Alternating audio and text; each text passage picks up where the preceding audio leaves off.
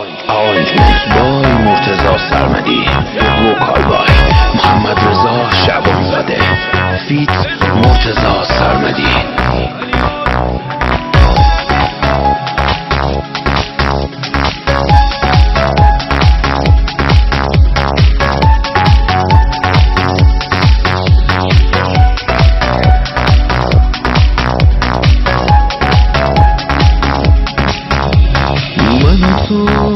یه قصه سخت با یه درد عاشقونه، کاش میدونستی نگاهم همه شب به آسمونه.